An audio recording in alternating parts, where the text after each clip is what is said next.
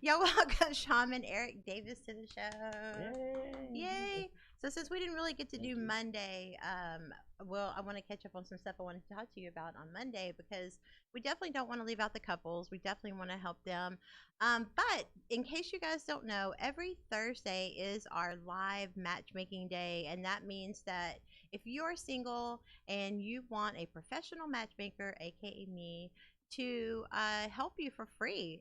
Normally, matchmaking is super expensive, but the Matchmaker Hotline is my way to give back. So if you're single or you know somebody who is, go ahead and go to Facebook Radio TV or Facebook Edge Radio TV on Facebook, and you can leave a comment. I have the stream live right now. If you have a question, you can also watch there. Hey, Dale. Hey, Kurt. If you guys are watching live on the stream, you have a question, or if you want to recommend somebody who is single, we would love to talk to them and maybe bring them on a Thursday and match them and show you how live matchmaking works.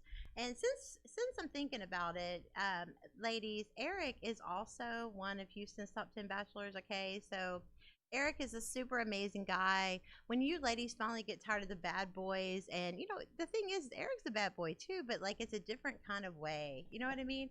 Eric's the kind of guy that like he's so nice and he's hugging bear and he's so sweet, but he's a black belt and he will kick your butt. So, and he will be very protective. So, you know, not everything is obvious about somebody. Eric has a lot of ways to protect you, but that's all I'm going to say on air. All right. So, today, Eric, let's go ahead and jump in and talk about eight uncomfortable truths that we all need to accept. You know, why is it so hard to tell everybody? It's so easy to tell everybody, you know, your opinion and your advice. Like we can dish out the advice all day long, but sometimes those uncomfortable truths that we need to accept are not quite so easy. This is true. Do you find that kind of hard? um, Depends on what the truth is. yeah, I know, right? What depends on what it's Some about. some pills are harder to swallow than others. Seriously, some of them Yeah. are horse pills. But you know, this is really about self care, self love. You know, I've said this many times. Self love is the best love that leads to the healthy love. And if you don't love yourself, you truly can't get the best because you don't believe you deserve it, and you will attract kind of where you're at in life, you know. And I think people truly are those mirrors to you, so that if you are in a bad relationship or you're thinking about leaving a relationship, the fact that you're thinking about leaving a relationship is a huge clue on the direction of that. But I want to give you some tips today to kind of help you along with the self-love journey, so that you can understand, and maybe this will help you make some decisions on some things you need to decide for yourself right now. The number one thing, the first uncomfortable truth that we need to talk about today is that happiness is where you are now, or it's nowhere at all. It's not that new relationship or a new job or a new car or a new house, or a completed goal, even until you give up the idea that it is going to be happiness is somewhere else, with someone else, in something else. It will never be where you are, because especially this has a lot to do with money, and we talked about this a little bit yesterday. And I noticed that when I go to like the date coaching side of matchmaking, a lot of times people don't need matchmaking as much as they truly need date coaching. They Right. need to understand that they are the problem, they are the common denominator, they are the reason that they keep attracting the same type, same kind of guy or girl, whatever. You know what I mean? And the thing is that a lot of people look at it like, oh, if I just get this next girlfriend, it's going to make me whole. Or if I get this next job, it's going to make me whole. And especially if it's money, hey, I'm a hustler to the core and I love money. But you know what? If it's all about the next money, you know, you can't enjoy like this accomplishment. I know people that will go land a huge deal and literally refuse to celebrate. Like it's kind of like, okay, well, yeah, but I'm gonna keep my head down and I'm gonna keep going, and I get it, but it really is about balance. Yeah. And if you feel like you're not gonna be happy until you get the next deal and the next deal, you're gonna look up at 80 years old and you've missed your whole life. And I used to think that was so cheesy, Eric, when people would say, "Oh, it's the present is a gift." It is. In It today's is. world, The gift is the present. it is. I Literally. mean, is tomorrow guaranteed? This world's a little, whoo, I don't know. What do you think about all this, Eric? What do you I recommend? I like to plan as if I'm gonna live forever, but I like to live my life as if this is my last day. Yeah. But I do plan forever. But in almost every moment, I'm living my life as if this could be my last day.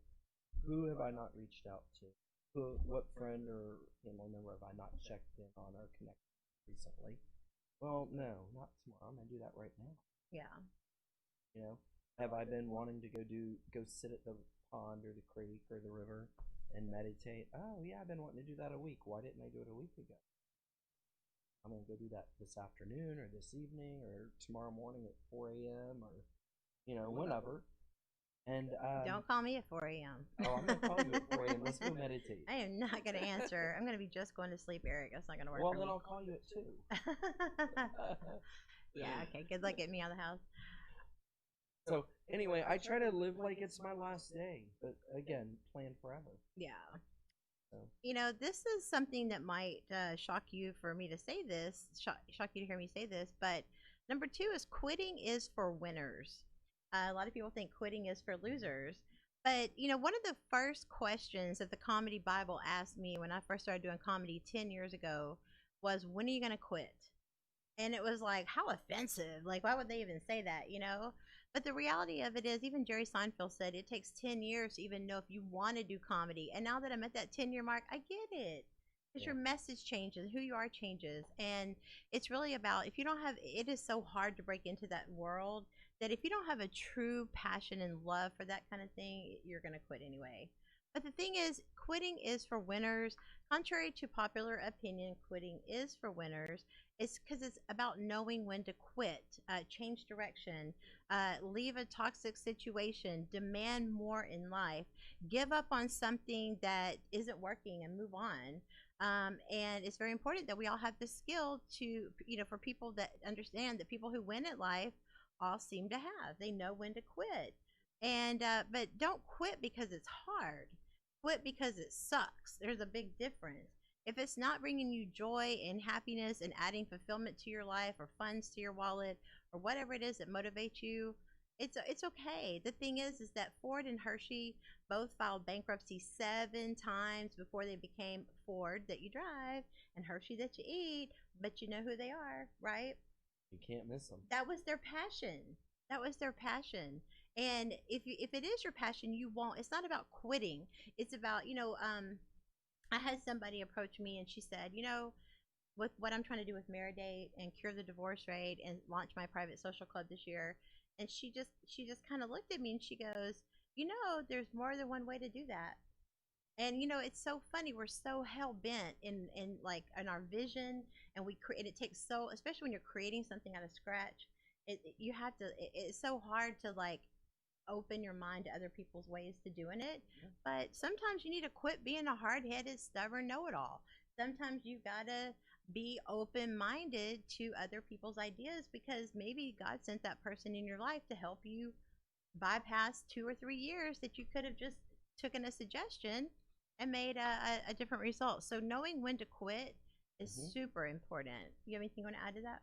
Yeah, I want to say that some of the best deals in my life that I ever had were the ones I walked away from and did not make. Wow. And yeah. Some of my long-term friends and associates and I've talked about that just recently, last week. Yeah. We were talking about doing something and we're like, I think that's somebody else checked in. No. And then like, I don't think so. And there were a couple of hard no's, and we all had a heart-to-heart talk about some of the best deals in our life were the ones we just did not make. That's that unanswered prayers to me. Yeah. I mean, I think if you go against your intuition, I've always felt like that first gut instinct, that first intuition, we need to listen to our gut as much as we listen to our mind and our heart. You know what I mean? Yeah. That gut instinct is usually right. Yes. It usually is. And usually anything, when you start listening to that second voice, which is the fear, it can protect you, but it also can get you caught up in a mess. Last night in one of my classes that I teach, we were talking about exactly that. How to differentiate intuition and ego. Oh, amen. Intuition is divine. It feels good right there. It feels so good right there that it feels good everywhere. Yeah. Ego is when you think, oh, this is really going to look good. Exactly. This is going to sound good. This is going to impress people. Exactly. And that's the difference between ego and intuition.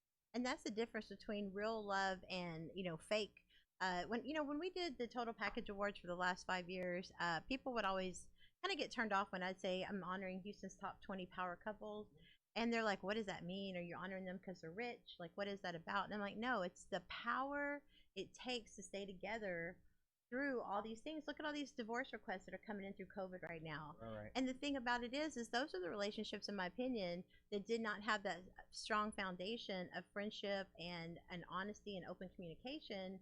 Because if you're breaking down during a pandemic, that's like when you should cling to each other more during those hardships. And power, it takes a lot of power to stay together, but it's never been about, hey, would this guy look good if I was with him? Would she make me look better? And that's the thing. So many times, like even my son who's 21, and I'm trying to school him on dating and how to pick a woman now, and he's like, "Oh, she's so fine. I have a baby with her," and I'm like, "Quit playing." He's playing, Oh, but I'm like, "Boy, that girl is gonna raise your kids. You right. got to think about that as a mother of your children too." Right. So it's the things that we're groomed from the time we're young to pick, which is basically ego based things. Will it make me look good? Well, it boosts my ego. Will give me confidence. And that's what we're trying to teach you today, guys. That anything that you have to have in order to be happy can be used against you, make you miserable, and that ego, your self love journey is not anything external. Everything is internal. Nothing external in the world will give Yes. you that kind of happiness. Absolutely. Because if you can lose it, if you're in a relationship and you can lose it, it will change your relationship. If the whole thing is like, we're a power couple, and we drive these cars and we live in these neighborhoods, and then God forbid you lose that stuff, I bet you your relationship will crumble as well, because you haven't done the work to understand that your worth is internal and not external. We're going to take a quick break, you guys. When we come back, we're going to finish talking about 6 more tips on 6 more uncomfortable truths that we need to talk about so we can help you on your self-love journey. If you have any questions, go ahead and go to our Edge Radio TV page on Facebook. Write in on the comments. I'll be glad to read your questions on air.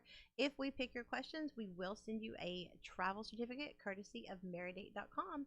We'll be back in 2 minutes here on the Matchmaker Hotline on Edge Radio.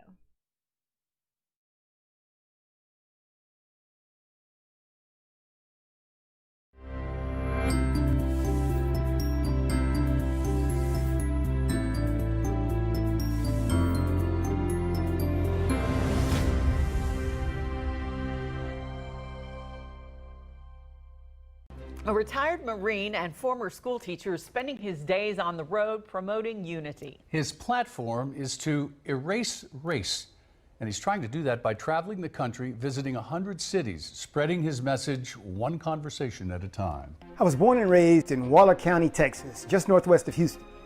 As a child of the 60s civil rights era, I lived in a city that was probably 100% black at the time, and that city, Prairie View, Texas, had an educational background that far exceeded the national average. Because of this uncommon occurrence, I grew up lacking the sense of inferiority that many black people experience as a result of segregation and the remnants of the Jim Crow era. In Prairie View, the smartest and most able and capable people the children of that city saw daily were always black. After integration in 1969, I grew up with friends from a variety of ethnic backgrounds, and this continued to expand as I went to college, and my circle of deep relationships continued to grow with football teammates from various parts of Texas and the country, and then expanded even more after I joined the United States Marine Corps, where my relationships began to include foreign cultures and people with whom I never envisioned communicating. Today, after having visited and lived in the continents of Asia, Africa, and Europe, I am convinced that we are all far more alike than we could ever realize. Something has hindered that realization for others. Here in the United States of America, we have been plagued for hundreds of years with a concept called race. This concept would have us believe that we are fundamentally very different and our skin color makes us so. Though anthropology, sociology, and medical journals continually refute this, many Americans continue to harbor the erroneous beliefs associated with race. This is what I'm here to change.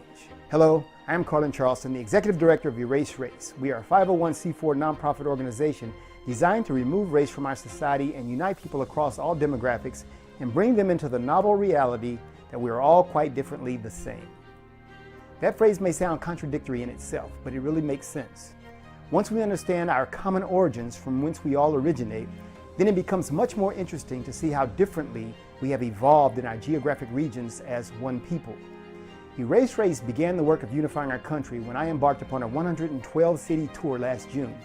Driving the Unity van from coast to coast and from north to south, the thrill of visiting the 48 contiguous states and meeting people I would have never met otherwise was simply amazing.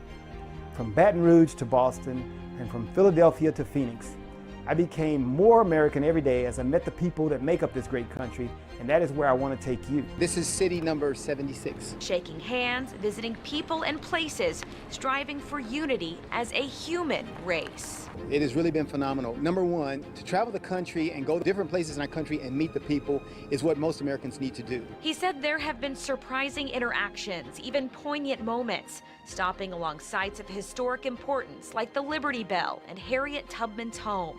He'll make his final stop in December, but his work will be far from done. Carlin's life is the American Unity Movement, and he's hopeful one day soon people truly won't be judged by the color of their skin, but by the content of their character. That's my vision, that we have people and we can then respect people and live with people.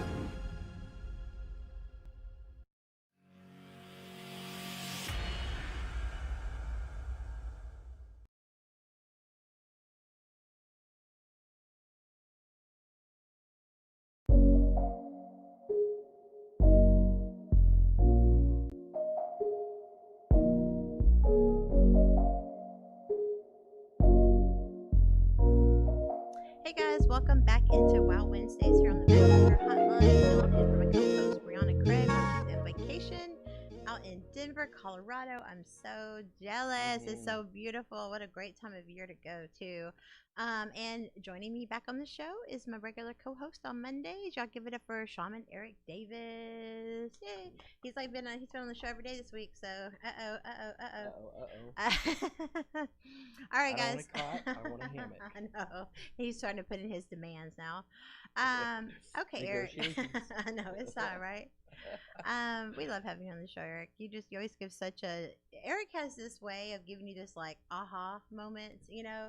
You give this advice, you're like, yeah, okay, I get it, you know. And it's like something that's so simple, but yet so obvious, and sometimes we just miss the forest for the trees, right? So Eric, basically, we were talking before the break that there's 8 uncomfortable truths that we need to really share with you guys to really help you on live your best life and be on your self-love journey, especially if you're looking to attract the right partner. Tomorrow is our it's our singles day. We're dedicating Thursdays to singles. So if you know any singles that would like to come in and be spotlighted, inbox us on the Edge Radio Network Facebook page, Edge Radio TV page, and go ahead and leave a comment there, and we'll reach out to you if we're interested, and we'll bring you on the show and do some live matchmaking and see if we can make it a match in Houston. Woo! Okay, so we basically have already gone over and realized that, in case you missed it, happiness really is where you are now. It's not in the future. It's not anything external. Quitting is for winners, and it really is about knowing when to walk away from those toxic situations, dead-end jobs, those things that are not bringing you joy. One of the things I've really been excited to see is how many people have really come through the pandemic and created like several businesses for themselves, completely just reinvented themselves and found if they wouldn't have been forced to stop the cycle of just the monotonous auto cycle that they're on, and now it's like this has forced people to really go, what am I doing? Right. And spend time with their family and really kind of connect back to the things I think that are meant to be more important in our lives. Yeah, I always like the little phrase, don't just survive, thrive. Yeah, exactly. I agree with that 100%. This next uncomfortable truth we're going to discuss has been something I've dealt with. I'm sure Eric, there's probably not a person in the studio that hasn't dealt with this at some point, or any human in life. Number 3, uncomfortable truth is that if they really wanted to, they would. Ooh, everybody's Oh, like, yeah. oh yeah, I remember that one. Most Oh, people, yeah. most people can probably think of an instant person that comes to mind when you hear that kind of stuff.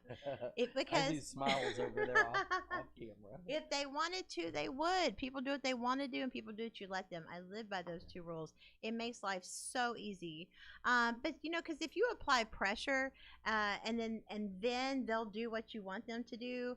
If you would actually just take the pressure off, you'll see what they would rather do.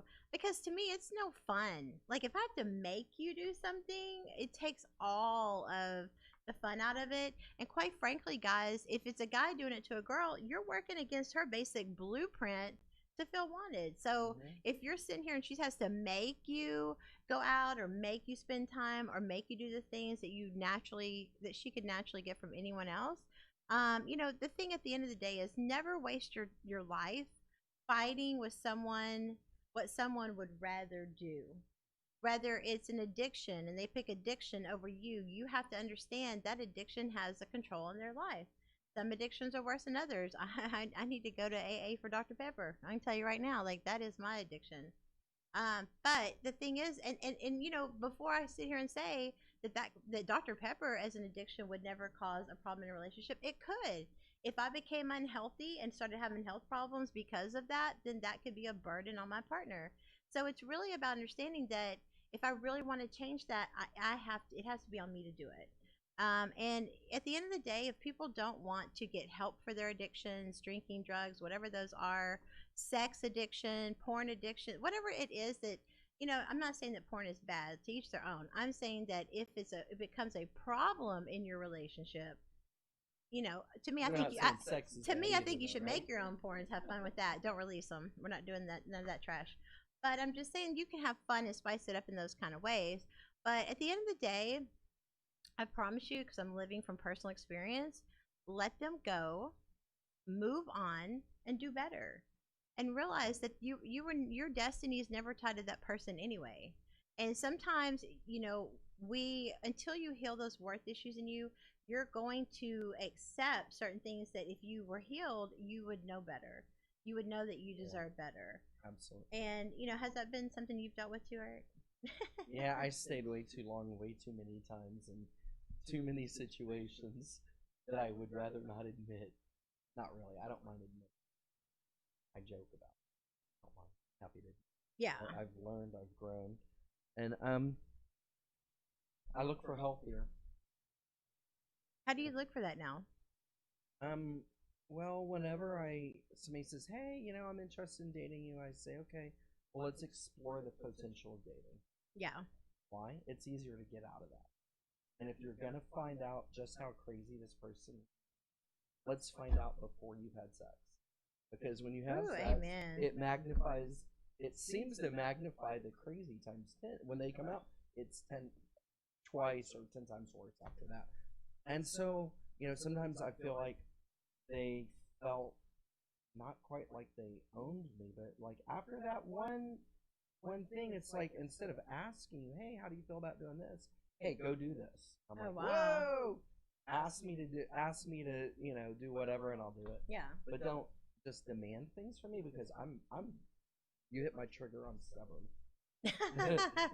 Demand something from me, and my trigger, I'm stubborn. It's just I was talking to Martin about that last night, about how, like, when I catch myself pulling away from people, and it's usually because there's something to do with that kind of force situation. You know what I mean? Yeah. It's like, don't try to force me or bully me or put me up against the wall. Right. Like, that's not cool. Like, Right. at the end of the day, do better and move on. Okay. Yeah, and jokingly telling me to do something is not that Yeah. way. Like, I have a couple friends where if one of us is going on a cool trip or to Galveston or on a vacation, "Hey, send me 1,000 pictures." Yeah. We don't really mean send me 1,000 Yeah. pictures. We're just saying, Have fun. yeah, have Yeah. fun with it, whatever. That's just like a joke for us. So I wouldn't take something like that as telling me what to do. Yeah. But hey, how do you feel like picking up some food, or how do you feel like washing the dishes? I already washed them. Yeah. But it goes to go wash the dishes, or hey, the dishes need to be washed. Wait a minute, just ask me. Don't tell me. And ladies, I don't work for you. That's right. At least leave a tip by the bed, you know. No, I'm kidding. But ladies, you're also working against a man's basic blueprint to be a hunter when you're chasing him. You never see a deer lay down in front of a lion. That's all I'm gonna say. So see, I'm kind of the opposite like Mhm. that. Looking back and having had conversations with women that did chase me, Yeah. I didn't even know they were interested in me romantically. I just thought they were like wanting to be buddies and pals and go hang out and go eat and catch movies and do things together. I missed it. I mean, I'm not always. Good thing I corrected you to where you can think a little differently. I now. know, I'm starting to catch the hints now a little bit better. But I also feel that from the women I've been interested in, even when they seem to have all those signs, the moment I said, hey, how do you feel about blah, blah, blah, sometimes they kind of run, you know? Are you meeting them online? Oh, I mean, this is before my Facebook got hammered by online requests. Oh my God, Eric had like what 400 and something women Like, I've reach had out to almost him. 800 or 900. You big stud. 800 or 900 friend requests since 3 days before I started this show with you. Isn't that something? And it was like I had maybe 100 before I came on the show, so part of it was probably the show, but something happened. It's like, I don't know. My Facebook got tossed out. But it's all about manifesting it. So what are you putting out there, Eric? I guess. You're- Well, Because you did say right around that time, you said, I'm finally ready. Yep. I'm finally open. And you finally opened your mind to Yeah. love. And You're right. what a coincidence. And it was like a week Like later, the within a floodgates. week, Mhm. the floodgate opened. I've had, I don't know, probably 800 or 1,000 friend requests, and most of them are single people asking me out. Wow. And so I like, oh yeah, this is a computer, this is a scam, and there have been a few but- scams that were, oh hey, I'm selling widgets for the kids in some other country. Yeah. Send us cards, and I'm like, okay, delete. Yeah. And then some were like really like completely. They said, hey, can we what do you call it when you see each other? FaceTime. It's like FaceTime, but on Facebook. Oh yeah. They're like, hey, can Facebook. we do that for a little while so I know you're a real person? Yeah. I'm like, but you sent me a friend request. They're like, yeah, but I just want to make sure we're real people. I'm like, okay. And you click on and like they're butt naked showing you all their stuff. And I'm like, whoa. Wow. Okay, hold on. I'm a little old fashioned. I at least want to have dialogue and conversation and get to know He's somebody. like, let me do a couple screenshots before I delete this. But let me get a couple of screenshots because my friends aren't going to believe this unless I show them. You're so bad, Eric. And so there were some of that, and then there were a few that were like, hey, let's hook up. And I'm like, you just said hello, and I said hello, and you said, how are you doing? And I said, I'm well, how are you doing? Yeah. And I'm thinking that's the beginning of a conversation. Like, what kind of, what do you do for entertainment? Hey, do you want to hook up? And I'm like, ... okay, why do you want to hook up with me? Well, that's what I do.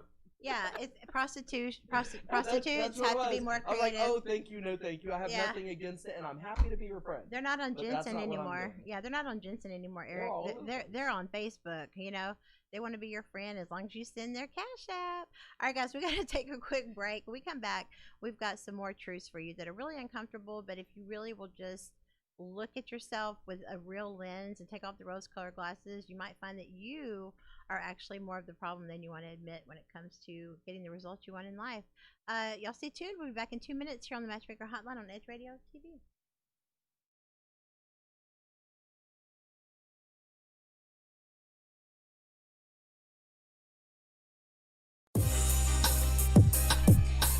Well, hello out there. Hey, my name is Dwayne Hines with Real Talk Real Estate, along with my sidekick, Damian Hughes. Hey, and we are the double D's of real estate. So look, if you're out there and you've been interested in owning a home, but you've been getting run around and you don't know how the process goes, hey, dial the number on the bottom of your screen. Give us a call. Get some real talk, real solutions on all your real estate concerns. We are the double D's of real estate. Be sure to catch us every Wednesday on Edge Radio at 11:30 for Real Talk Real Estate. D. Hines, Damian Hughes, the Double D's. Society is on the edge. Let's bring them back. Edge Radio, because truth still matters. We work our whole lives to support our families. With one accident or illness, it can all be gone in an instant. Now there's a smart, affordable way to protect your family. Go to findhealthbenefits.com and discover low-cost life insurance for as little as $2 per month. Add to that a tax-deferred annuity that can help you protect your assets and grow your money for retirement. Learn more. Go to findhealthbenefits.com or call 877-235-6094. A critical illness can strike without warning and wipe out your life savings. In fact, it's the #1 reason for bankruptcy. Find Health Benefits offers an affordable solution. Get up to $50,000 if you get cancer, stroke, or a heart attack, giving you the peace of mind to focus on getting better while the plan helps you to pay your bills and medical expenses. Learn more. Go to findhealthbenefits.com or call 877-235-6094. 66% of seniors spend more time shopping for cable TV than Medicare plans. Most say because it's just too confusing. Laws change every year. The wrong plan could cost you thousands and prevent you from seeing the doctors you want. Introducing FindHealthBenefits.com. Save time, save money, see specialists without referrals. Go to FindHealthBenefits.com or call 877-235-6094 for this informative brochure. Society is on the edge. Let's bring them back. Edge Radio, because truth still matters.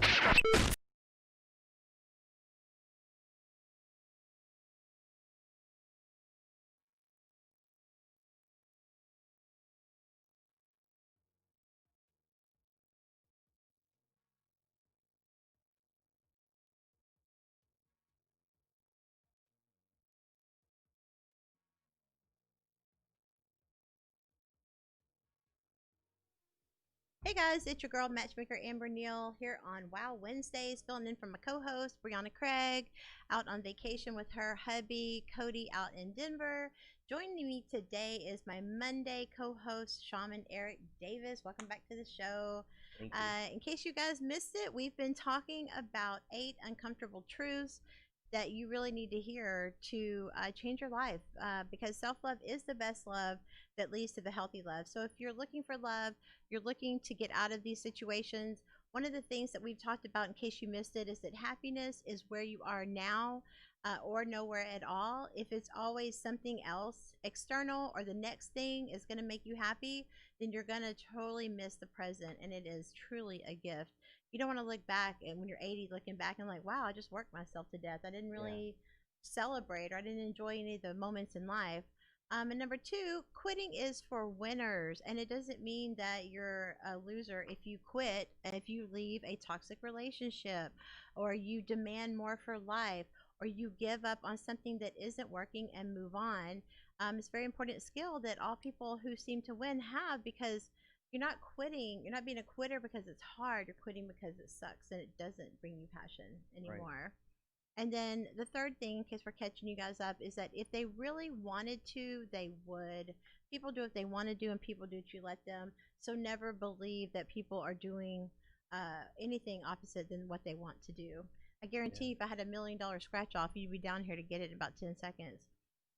Okay, so the fourth thing.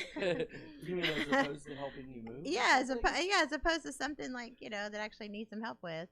Okay, so number 4, guys, is taking no risk is the biggest risk of all. That is so sad. I'm going to tell you one thing that pushes me and motivates me is I've seen so many people, especially dealing with older people in matchmaking in their 60s and 70s. One of the biggest regrets they have in life is that they never took a risk. Right. They worked, but they never took a risk at love. There's even a show, I'm trying to remember the name of it, on Netflix. But anyway, it's like Too Hot to Handle or something like that, and it talks about where all these people, they admit they're promiscuous. They're all under like 30. They basically say they have a different partner, a different lover every night, and at the end of it, as the show goes on, you kind of find out that really they're just all scared.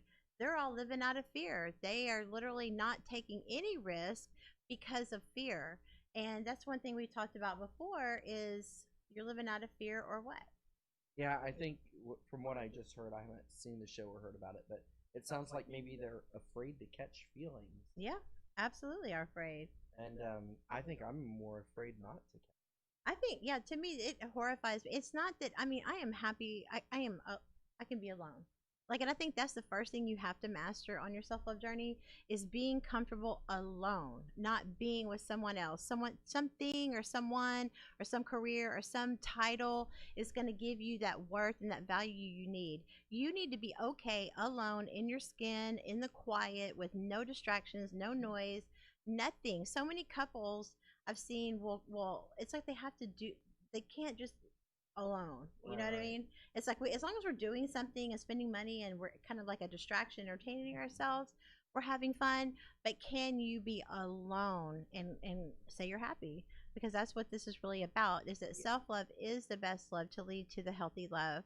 I think the more you enjoy your own company, and the more you enjoy being by yourself or doing things by yourself, going out to dinner by yourself, going to Galveston and sitting on the seawall or at the beach by yourself, and not where you're running around like a social butterfly meeting lots of people. Yeah. But going and just sitting there by yourself, no radio, no music, phone, no nothing, phone, quiet. and you just enjoy that silence and that process of thinking, Connect with being nature. with yourself. You know, the best way to get to know yourself is to be with yourself. That's right. And once you get comfortable and feel safe and secure, content, happy, and joyful alone, you're going to draw lots of people in. Yeah, you will. They're going to feel that, and they're going to want to taste of that. Energy is a magnet, you know, and the thing is that that's why I tell ladies, you know, people are always thinking like a part of a man is better than no man, or like, you know, no, it's not. Like, you're better off to be by yourself than to be with a part of a man, or, you know, whatever, however you date. Your partner should not bring you down. They should add value to your life. And I think that, you know, a lot of people literally just settle for anything, but if they really knew their worth, they would know they deserve so much better than that. Yeah, once you realize your self-worth, and as a man, you realize your worth isn't how big your bank is, what kind of car you drive, how many women you bang, dress, how many women you can trick or coerce or blow smoke up their butts to get into bed. And as a woman, when you realize no matter how nice and pretty your boobs are, they don't count. Right. No matter how nice your butt is, it doesn't count either. Right. No matter how nice your legs are, that doesn't count.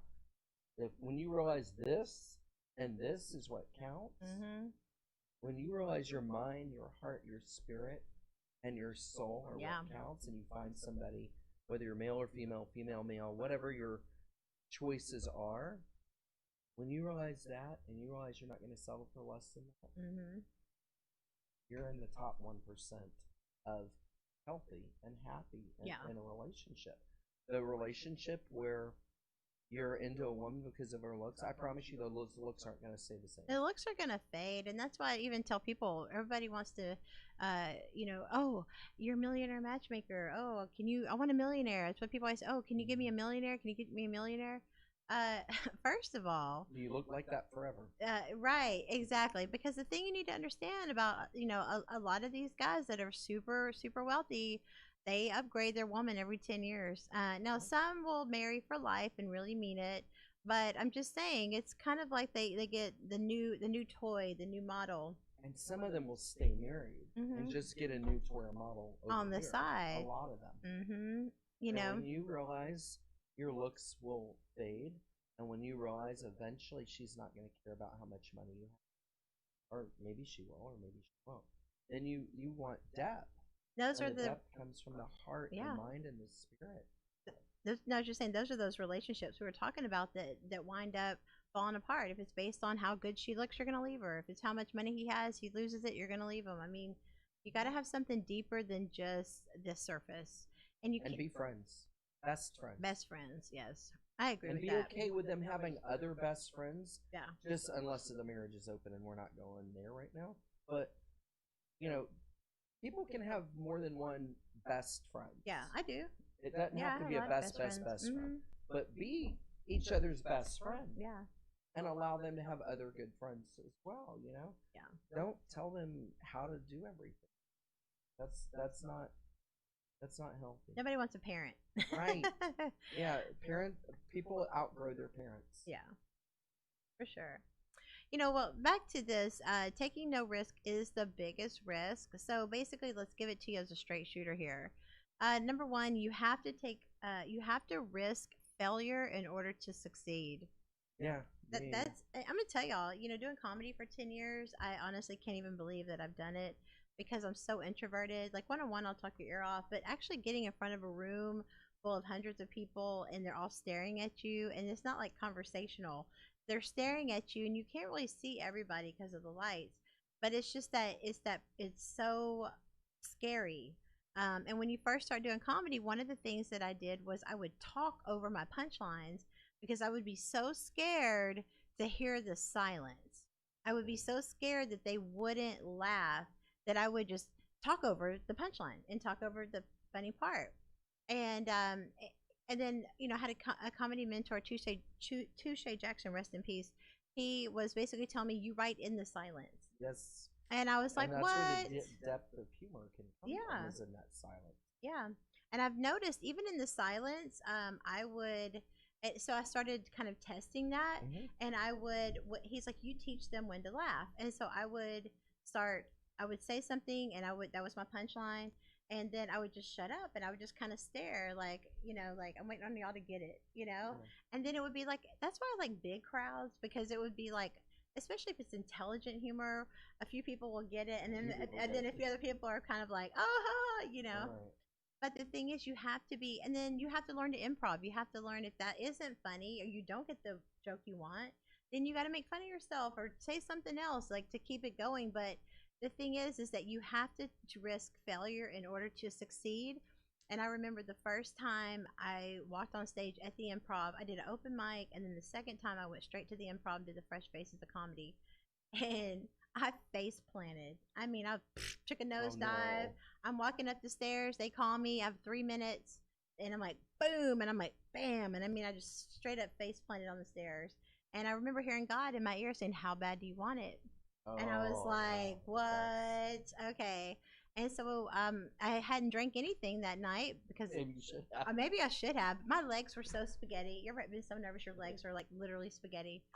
But I got up and I'm like, woo, I had one too many to drink and just kind of played it off.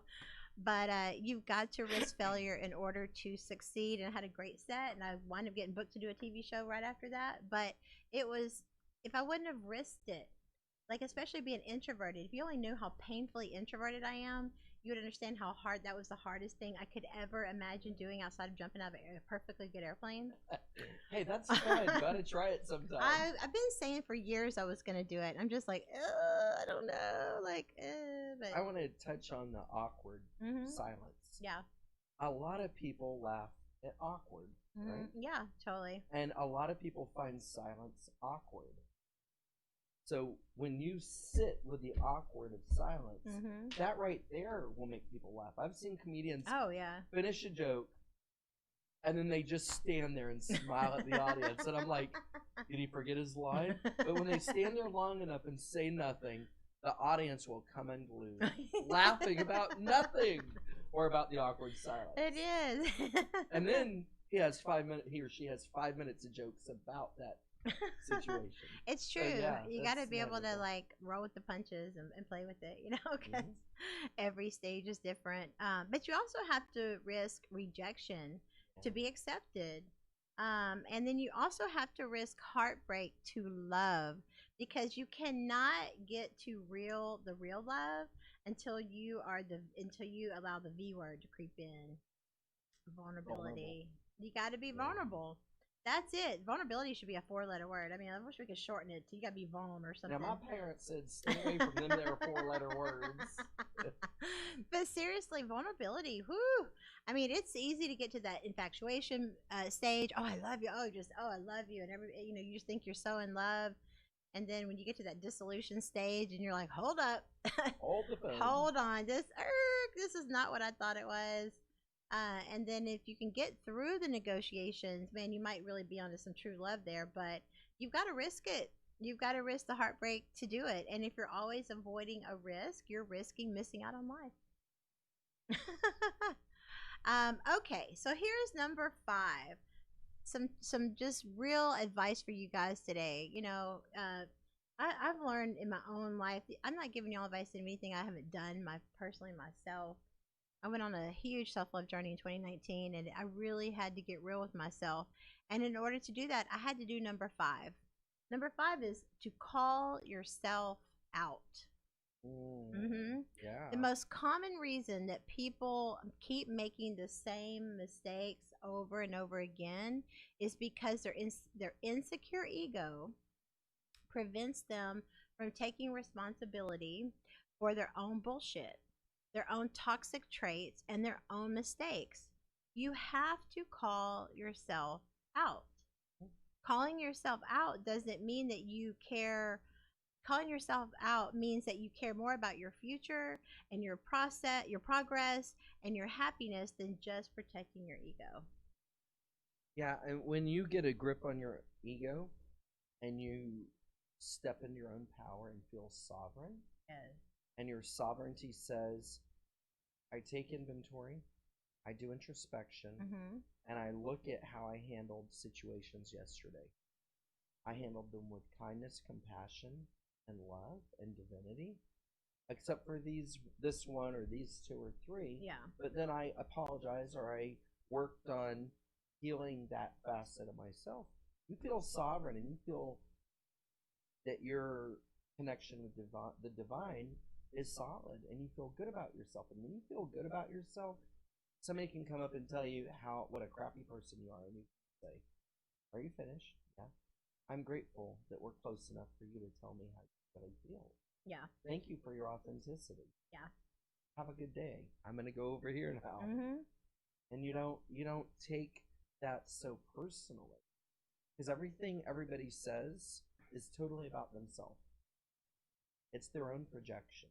Yeah, the ego is like kind of how you see yourself. And if your parent or you didn't have a parent and they were mentally or emotionally or verbally abusive or absent or whatever the case may be, a lot of times you're fighting against that ghost and that memory.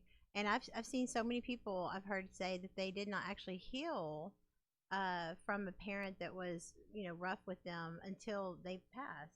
That's when they finally got that peace.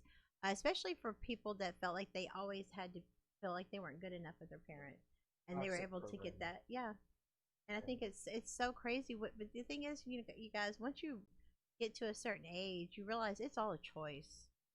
Once you turn 18, it's no longer your parents' fault. Yeah, that's right. It's your and choice. You may be able to kind of hold on to that until you're 21 or 25, but at some point, it's your issue because you haven't done your introspection and you haven't worked on self-awareness and taken a look at yourself on an introspective level to see what works and what doesn't in your world. How is this healthy and how is this toxic? Get rid of the toxic. And heal the toxic. The thing, Eric, is that when you turn on TV and music and all of it, this whole culture is a selfish, selfie, me based. This generation, from a dating standpoint, it's cool not to catch feelings. It's actually you look like a lame if you actually do catch feelings. But the reality of it is that 99% of y'all are lame because you're just following the masses that are telling you what to feel and do and think. Think for yourself. We are not hardwired to just be walk around emotionless, unattached creatures. We are social beings. We are hardwired to love each other and connect and procreate and have families and have community. Like, we're not hardwired the way that culture is trying to teach you the opposite of how it really should be. And so just understand that your ego, back to what is the difference between intuition and ego, and you also got to add ego and programming, because sometimes you'll think, oh, this is my intuition. Maybe it's not my intuition that my man's cheating. Maybe it's my intuition that my mom said all men are dogs and that all men cheat, and that's what I really am thinking. Toxic programming. Toxic programming. So you got to really evaluate your whole belief systems and what you think when you get to that age of deciding for yourself, because it might just be the toxic programming. And toxic programming is real. Oh, absolutely. Absolutely. I mean, living proof. Okay, so Number 6. This one is going to be, I'm hoping this will give some of you guys closure. Some of you guys hold on to ex relationships. If you're not, there's this saying, if you're holding on to something bad, you're not open to receive.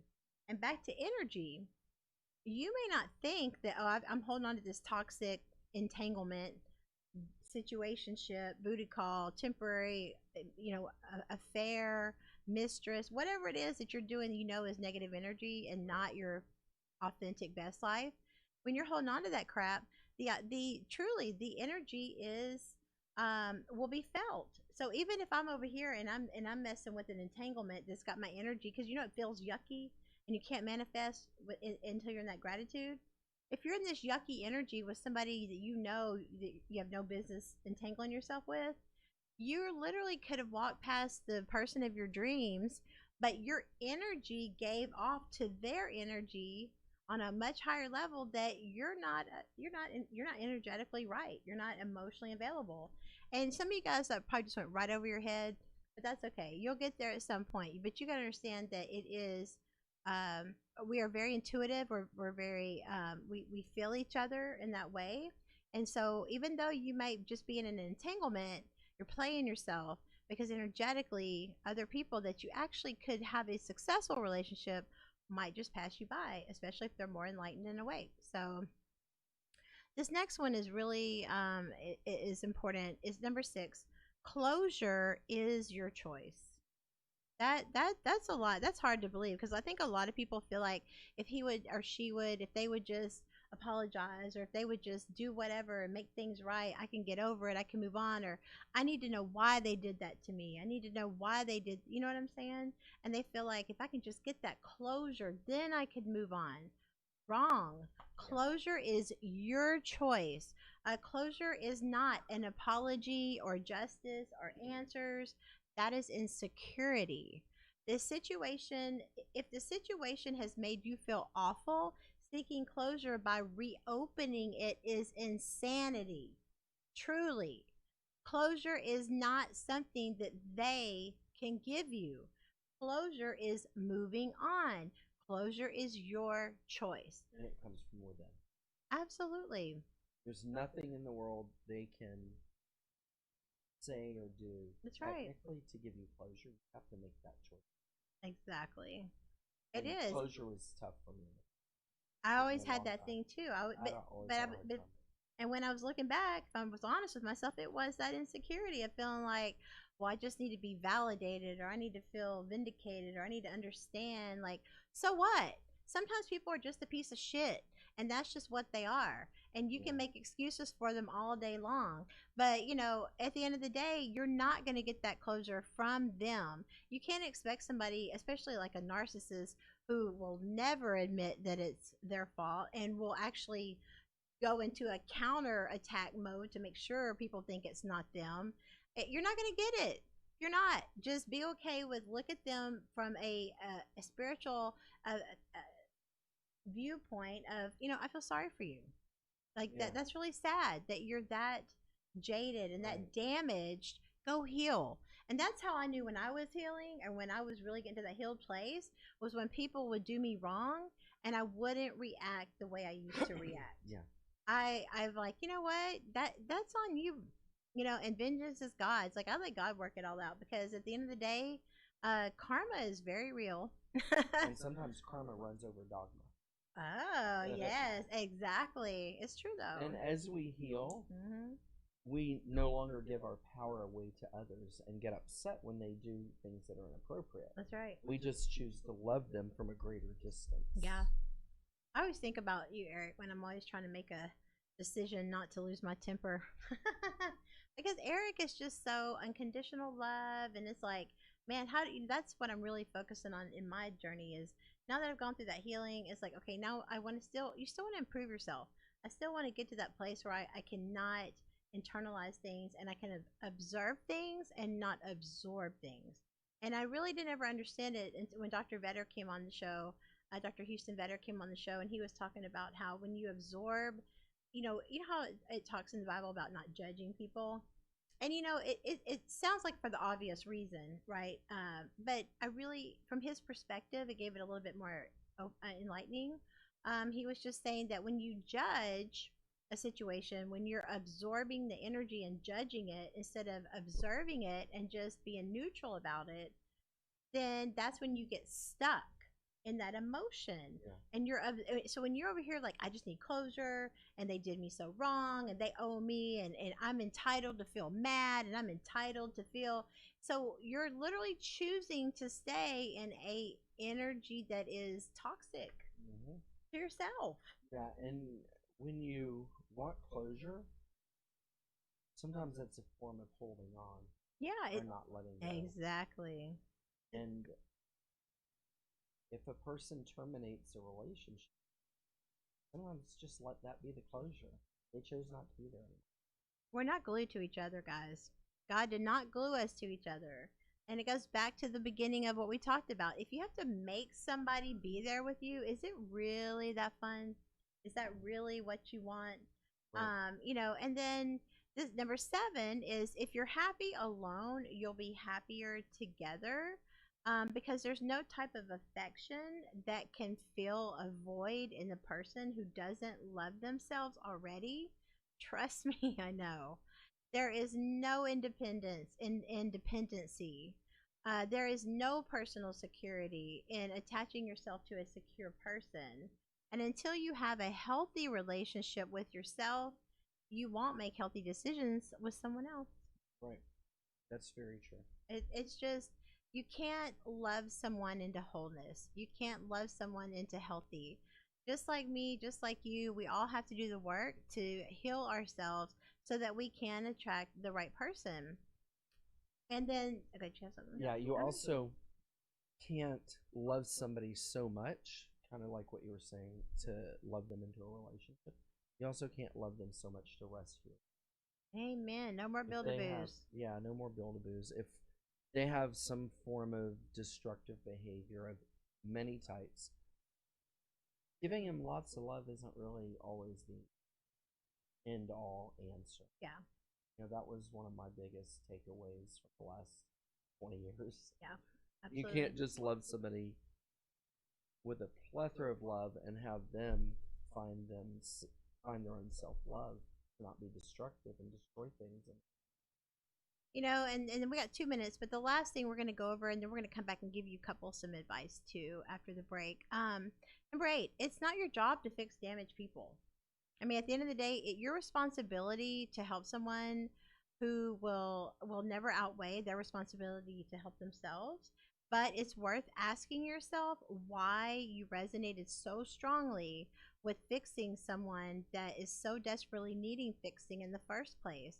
Often our own toxic romantic and non-romantic attachments tell a story about an issue that we have within our own self. So I think you guys have kind of got the point with that today, that self-love is not external, and you got to do the work, and people do what they want to do, and people do what you let them. So we're going to take a quick break. We'll be back here on the Matchmaker Hotline in about 2 minutes on Edge Radio TV. Stay tuned.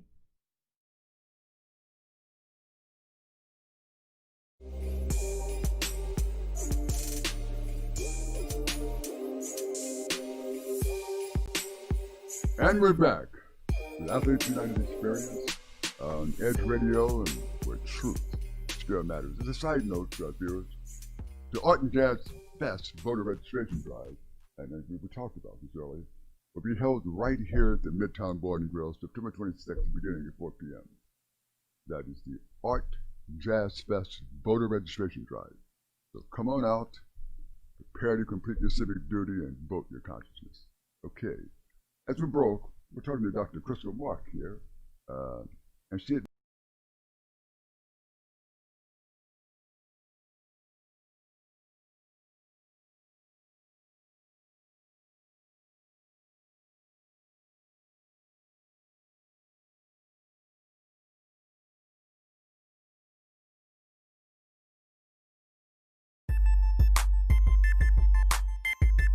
This is former Rocket Robert Reed.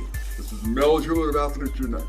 And we want to talk to you about our new program and podcast, We're talking about former athletes who are doing a lot of things in the community. Various athletes in various sports: swimming, track, soccer, football, baseball, you name it. Former and current athletes here in the greater Houston area.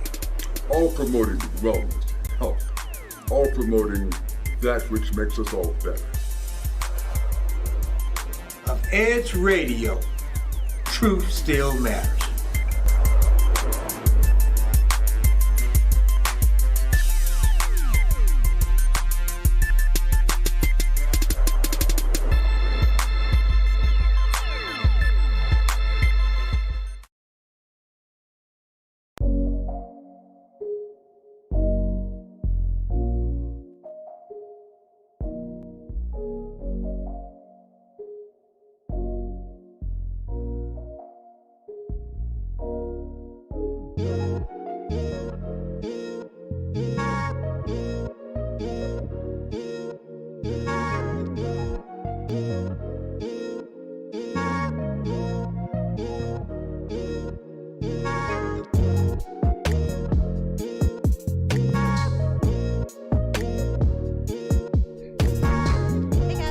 Into Wow Wednesdays here on the Matchmaker Hotline. It's your girl Matchmaker Amber Neal with my co-host Sean and Eric.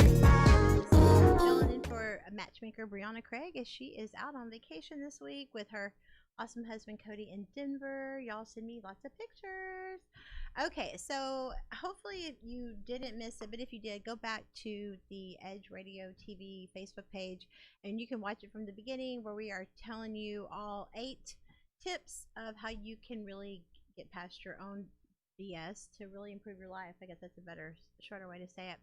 I want to give you couples a little bit of advice today because we didn't get to do it on Monday. But there's ways that empathy creates stronger relationships. We've been talking about the ego, and really I've always said that I think the ego is truly the death of all relationships when it comes down to it, because you can't really operate out of your spirit when you're operating out of your ego. Yeah. And your ego will tell you, screw that person. Who cares what they want? You know? Literally, metaphorically. Yeah, seriously.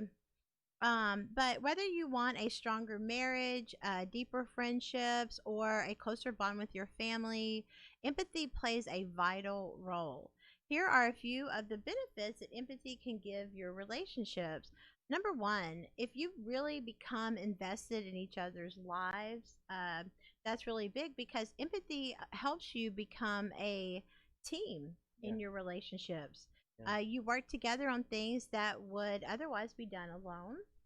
And how many times have you asked a friend, hey, how's that work project going? And then you get the simple reaction, good. Then the conversation moves on. What if you imagined yourself in your friend's position?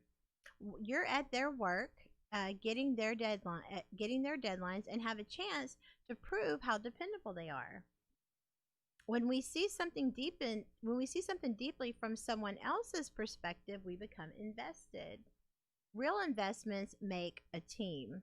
Now that there's excitement when your friend tells you that things are going well, they in turn get excited about what's happening in your life too. What do you think, Eric? I want to throw a curveball on this one, or maybe even a corkscrew picture.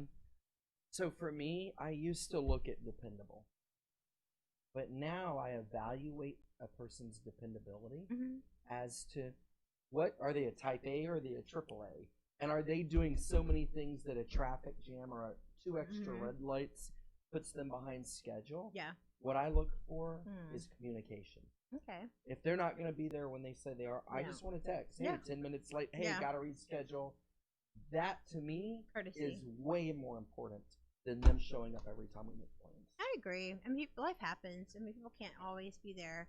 But I think if when somebody has this project going on, and you're like, how's it going? Because so many times, especially I notice this in church, it's one of the reasons people have such a hard time getting some answers in church sometimes, because people go to church, how you doing, brother so-and-so? I'm good. How are you doing? I'm doing wonderful. I'm blessed. God is good. And God is good. But you know what? At the end of the day, no one brings the real. No one wants to come into church and tell their leader or their pastor or their Sunday school teacher, yeah, my husband and I are fighting over which porn to watch last night. Nobody ever wants, you can't say that in church. The thing is that Well, you could at keeping it some real. churches. I mean, I don't know, but the thing is that we're not trying to bash church. The thing what we're trying to say is that people are so surface level in the church of how you doing? I'm great, and how are you? I'm great, and everything. I'm blessed. But why don't people keep it real? Because nobody cares. There's no empathy. So I want to say something that I'm aware of exactly what you're saying, and I've found several ways to take a conversation deeper. Because for me, I mean, the surface stuff there's so much surface stuff everywhere I go. Yeah. That I'm like, oh, I just want depth. I want real connection. Real. And to me, yeah. surface is connection, but it's not with depth. Yeah, the small talk is. Ugh. How do you feel? When I say, hey, how are you doing? I go, God is great. I'm like, okay, I get that. How are you? Oh, I'm blessed. Then I'm like, okay, the $1 million question. How are you feeling right now? And what is going on in your life? I found that if you get direct eye contact with people and you like put them on the spot and ask a direct question, but how do you feel? How are you doing? Yes. Like, but how are you holding up? Yeah. Are you okay? Yeah. Like Meghan Markle, when she was going through all that harassment by the British media and everything, and one of the journalists asked her finally, he's like, well, how are you doing? How are you holding up? She's like, wow, no one's asked me that. Yeah, nobody cared. They Nobody just cared. wanted the drama. They just want the drama. And so let this be kind of that eye-opener today that, sometimes maybe go a little bit more, do a little bit more, find out a little bit more. I think people don't want to feel it's a one-sided relationship, friendship. If one person's doing all the effort and the other person's just letting them, so I think the person that is not getting what they need to really evaluate that friendship and decide what it means to them, because people do what they want to do at the end of the day. And I think that we just really need to this world could use a little bit more empathy. Yeah, if we could infuse kindness, compassion, empathy, and love into the water system of the world, seriously, hey, it would all be solved. But that wouldn't be good for the elite because they like drugs and money and war. So, we're fighting against the principalities here, Eric. So that's not going to happen. We could have a hug-a-thon one.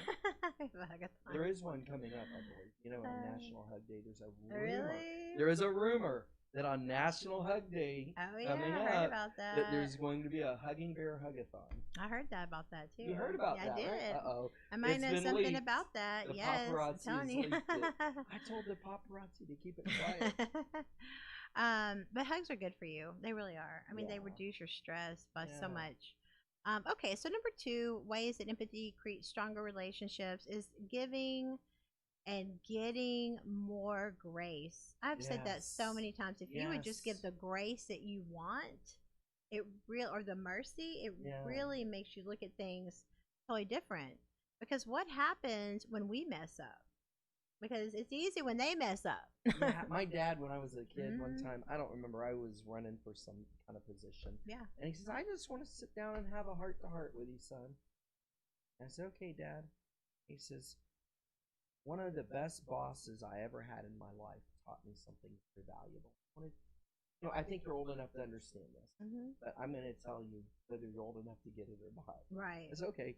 He said, that boss told me, be careful who you step on climbing the corporate ladder. Amen. Because you might meet them on the way down. Yes. And I was like, oh, yeah.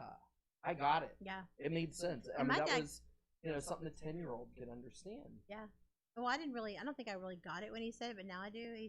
My dad was like, you treat, well, first of all, he was like, you look a person in their eyes and your shake and your word is your bond. Yes. And that's first of all. So let your yes mean yes and your no mean no. Let your word count for something, because all you have is your name. But he was also telling me that you treat the janitor just like you treat the CEO.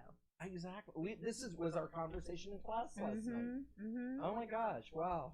You weren't even there. I didn't even tell you about class. Or was I not? That was you up on the wall. You were the fly on the wall. I was lurking. You were that fly that kept landing up there watching us. We knew it had to be a spirit guide. That was me. That was you. No, but what happens when it's you that's the mess up? What if you're the one making the mistake? That goes back to the ego, not allowing yourself to admit that you've made mistakes. But we inevitably will disappoint our friends. I want to share something. Yeah, go ahead. So I have a guy that asked me to work for months, and then I said okay. And over the last maybe couple months, he's been kind of. I mean, I say this with kindness, compassion, and love. Yeah. He's an amazing, beautiful, one of the most beautiful hearts I've ever met in my life, and so he's been kind of like stepping over lines and boundaries. Okay. And so it started out, hey, blah blah blah, and then I kind of let him have it a few times. Yeah. When I say let him have it, I could have followed my For own Eric, teaching yeah, Eric's and is advice. gentle. And I mean, I'm just gonna lay it out there. I'm gonna be honest. I want to teach from the things that I could have done in a healthier manner. Yes. I don't want to say, oh, this is how I did it and this is how you do it. Mhm. I want to say this is how I screwed it up. Exactly. This is how I did not handle it Yes. the way I'm teaching and inspiring others to do it. And please don't do it that way. That's why I wrote Unless my you book. just have to learn like I did. And so after I don't know, 3-12 times over a period of a month and a half, 3-12 times, I finally I said, you know what? I just want to apologize to you.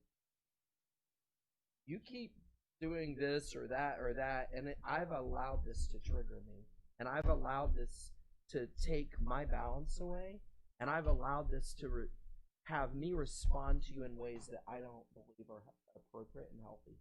I've been harsh with you, not firm, harsh, and that's not what I teach, and that's not what I stand for. And every time you responded to me with kindness, compassion, and love. And he says, well, that's what you teach.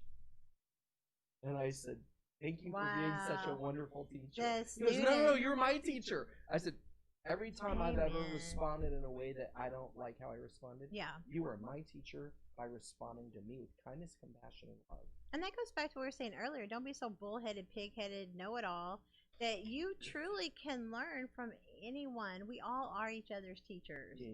Yeah. Sometimes people are the expert in those areas, but that doesn't mean that you can't still learn. How boring would it be if we stopped learning? Oh my well, God. to stop learning is death in the mind. That's death in itself. The mind, yeah. I mean, when the mind is just sitting there idle and retaining, I think that's like dying. Yeah. The mind is living when it's sponging information and data and experiences in. Yeah, absolutely. Yeah. Because at the end of the day, I've heard this said by other people too. As humans, we're going to disappoint each other. Yeah. We're gonna let each other down. Just make sure it's somebody that's worth it. But remember that when once again, empathy basically gives us a realistic perspective. And do we want to disappoint our wives and our husbands and make our friends angry? Do we really want to do that?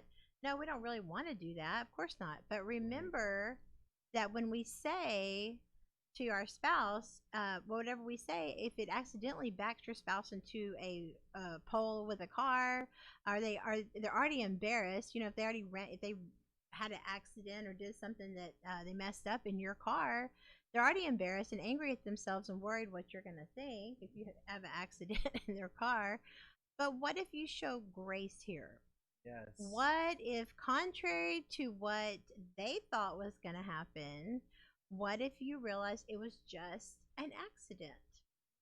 You're able to see that rage is the last thing that they need right now. Exactly. That is all possible because you put yourself in their place.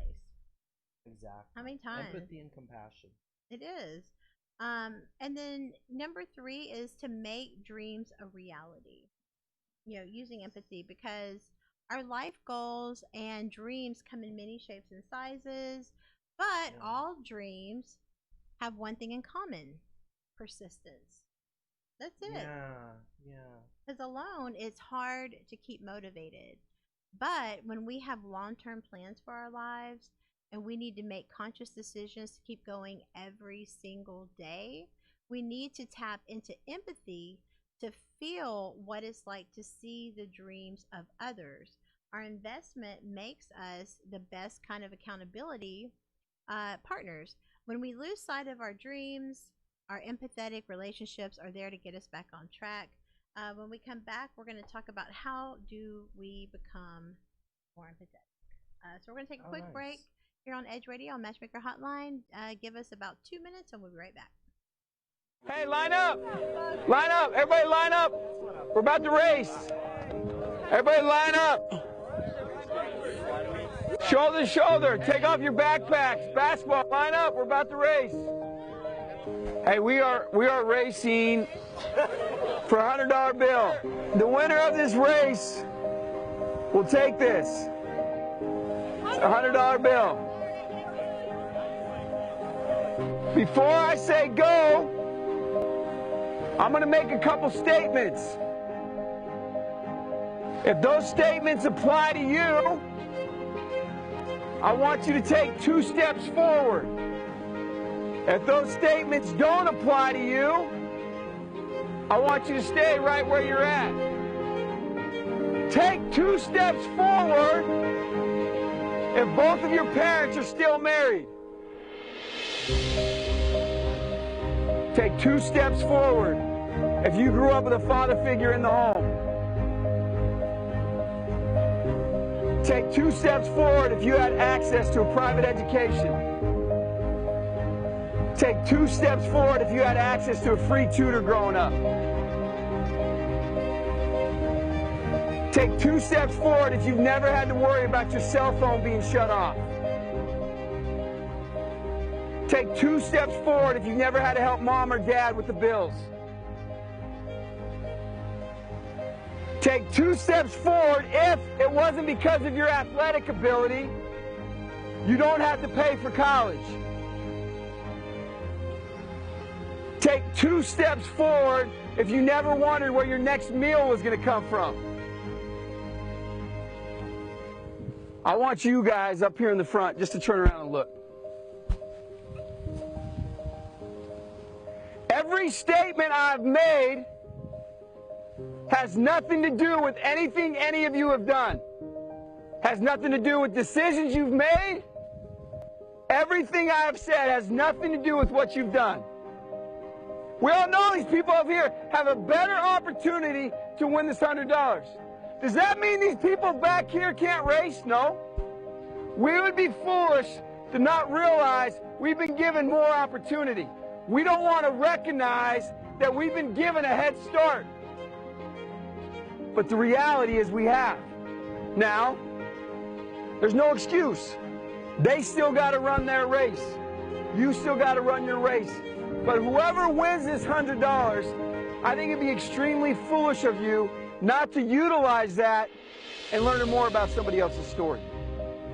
Because the reality is, if this was a fair race and everybody was back on that line, I guarantee you some of these black dudes would smoke all of you. And it's only because you have this big of a head start that you're possibly going to win this race called life.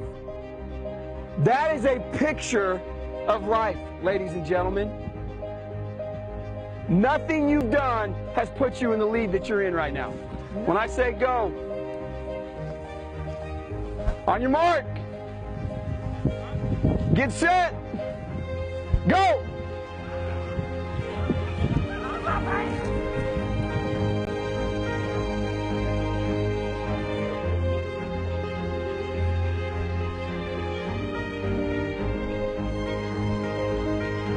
If you didn't learn anything from this activity, you're a fool.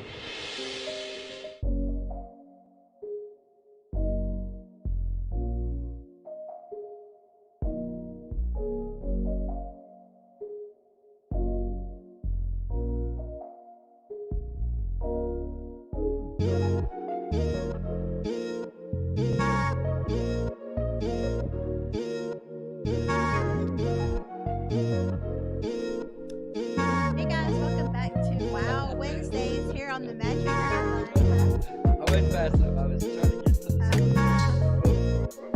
Well, welcome back into the show. Shaman Derek Davis, my co-host today. We've been talking about empathy, how empathy can really help you in all of your relationships, friendships, work, and personal. And we've been talking about how you want to really become invested in each other's lives. You want to give more grace. And you want to really make your dreams a reality. And then before the break, we were asking, how do we become more empathetic? That's the main thing, because it, it's easy to hear this and understand that, but when you go back into the real world, as I call it, where you're listening to the radio, you're watching TV, you're watching all your shows, none of that is about empathy. It is all straight ego based. So in a world where the ego rules, it can be very challenging to figure out how do I become more empathetic, and what if empathy doesn't come as naturally as we like? Right. Yeah. I just want to say that for some, empathy is a challenge. It's difficult. Yeah. Some people are pretty Self-absorbed. and Yeah. self-focused, and their vision is the nucleus of their life. Yeah. And when folks work on themselves, then they start looking at the diaspora and the others around them, and empathy is in alignment with compassion. When you look at how you want to be treated in a situation that someone else is in, then you're somewhere between empathy and compassion. When you look at how you think they feel in the situation and relate it to yourself, then you're into empathy. When you look at how you think they might feel and you want to improve that situation, and with any reasonable bit of anything you have to offer, you're looking at enlightenment. Right. Wow. Alrighty then. There are a couple of phrases that I think you can use to add to that that help you stay focused on your empathy. One of them is "I notice you."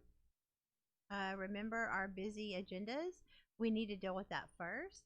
We need to set aside our own agenda temporarily, because you want to be empathetic, not devote yourself entirely to others. We're not talking about building a boot and rescuing people. Right. We're talking about being empathetic temporarily. Yeah. Here's what it's like to miss someone else's perspective. A father calls home and his 4-year-old daughter answers the phone. He asks her, "Is mom home?" She nods her head, yes. After hearing silence, the father asks again, "Is mom home?" The daughter nods again. "Are you still there?" She nods, yes. The daughter doesn't even realize that her father can't see her, and we've all done this to loved ones. We need to learn to see from others' perspective. The next one that you could say is, I feel you. I feel you. Here's the thing about people, plainly stated. Our emotions is not our strength. It's not. It's a practice. It is over time. It's in progress. Man, it feels like by the time you master it, it's like, okay, it's time to it's time to leave the earth. But hopefully you'll learn sooner than I did. Well over half of all communication is nonverbal. If we don't recognize body language, facial expressions, and eye contact, then we're missing out on most of the message. So we need to turn on our emotional radar. Our spouse might say that they're fine. How many times that's happened? I'm fine. I'm fine. Hooked up, insecure, Yeah. neurotic, and explosive. It's an acronym. Wow, that is so dangerously accurate. Okay, because Well, you if didn't want me to lie to you. no, did because you? if a woman says I'm fine, she ain't it's fine. Like she's not. F-bombed. Yeah, she's not. But picking up on those nonverbal cues gives us a much clearer picture. Because if I say I'm fine, but I'm looking at you like I'm about to murder you, then I'm clearly not. I'm fine. And you just like that whole expression, I'm clearly not. But we need to understand how to help our friends and loved ones, family and spouse feel like we understand their emotions. Because it's all about perception is reality. Yeah. And so many times there's people that will tell you why you shouldn't feel a certain way instead of trying to understand why you feel a certain way. So I think it's really about having that empathy and putting yourself in their shoes. Did you have something you want to add? Yeah, I want to add something. I think this is a nugget here. Anytime we tell somebody you shouldn't feel that way. Yeah. Oh, that's wrong. it's important to, I don't want to say don't do that because I don't tell people that, but it gives people a mixed message of their own authenticity. What I like to say is, how, when this happened and you felt this way, how did this mirror other events in your life prior to this? And how did they turn out? And did you feel this way then? And are these events really the same? Yeah. They're close, but are they the same? If they're not the same, then say, well, how do you feel about reprogramming? This person said this, and that person said that, but they were doing this, and this person was doing that.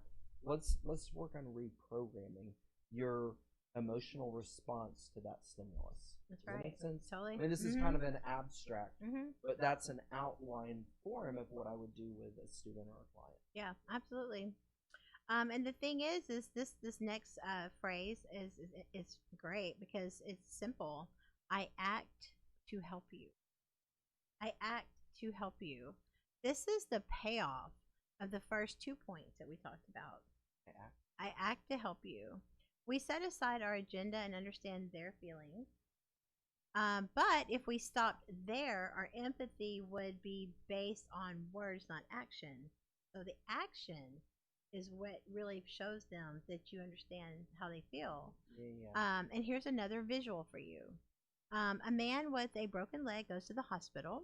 A doctor is about to eat lunch, but this needs immediate attention.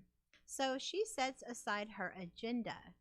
Then she sees how much pain this man is in and knows all the pain signals the brain is receiving.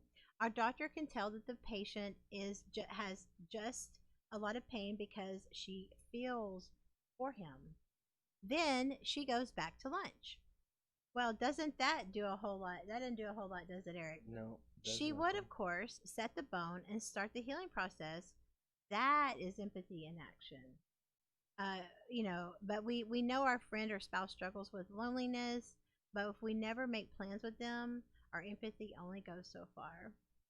I mean, people just don't want to deal with other people's problems, and I think it's just the world is so heavy and there's so much jaded crap and so much division that I think people are just more divided than ever, and people are so concerned, especially with COVID and everything going on. People are so concerned about their own survival.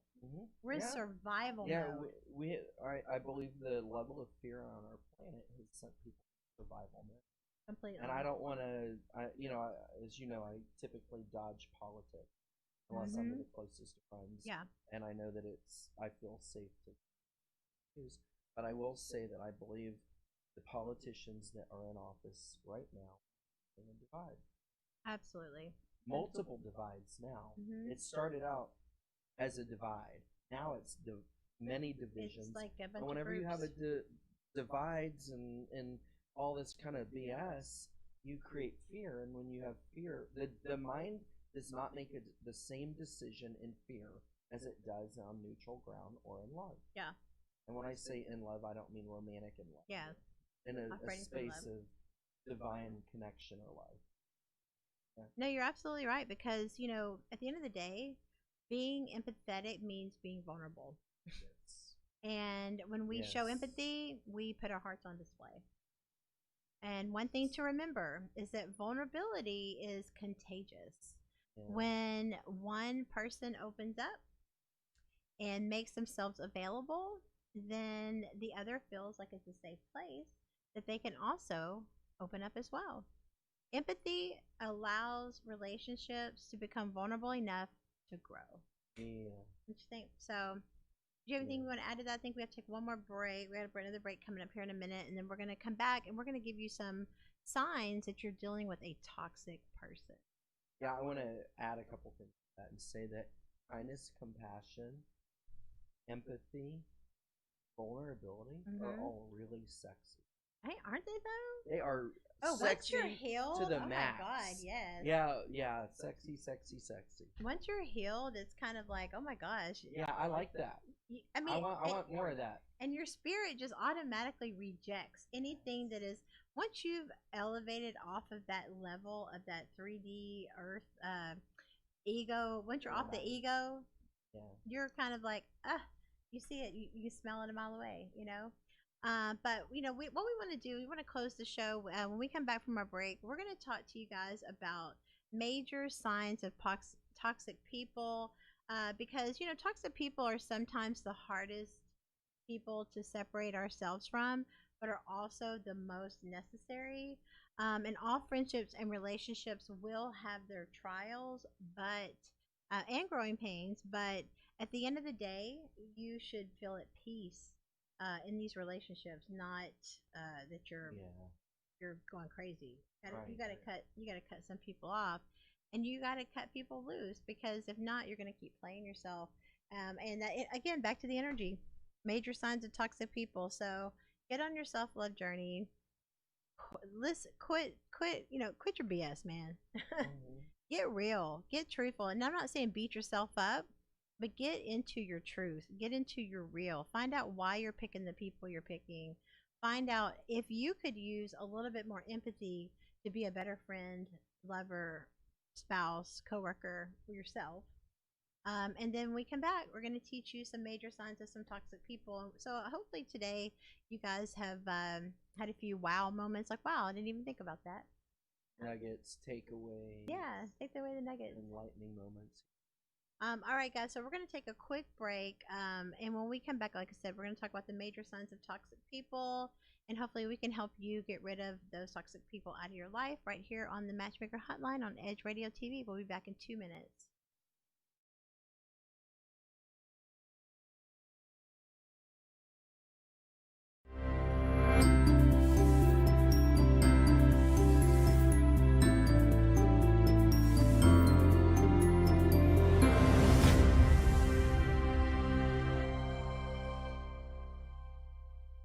A retired Marine and former school teacher is spending his days on the road promoting unity. His platform is to erase race, and he's trying to do that by traveling the country, visiting 100 cities, spreading his message one conversation at a time. I was born and raised in Waller County, Texas, just northwest of Houston.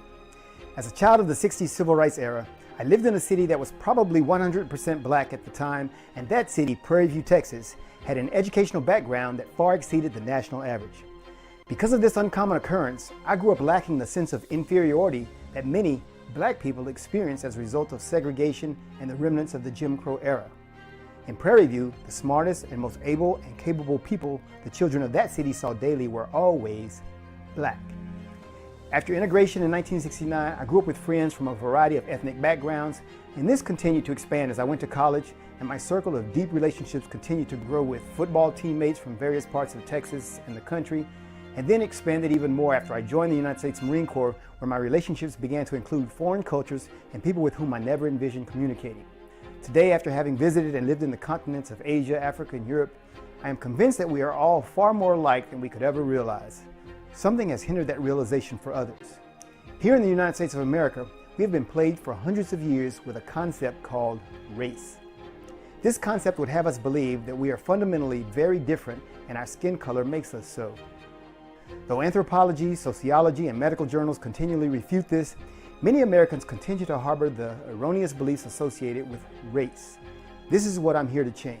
Hello, I am Carlin Charleston, the Executive Director of Erase Race. We are a 501c4 nonprofit organization designed to remove race from our society and unite people across all demographics and bring them into the novel reality that we are all quite differently the same.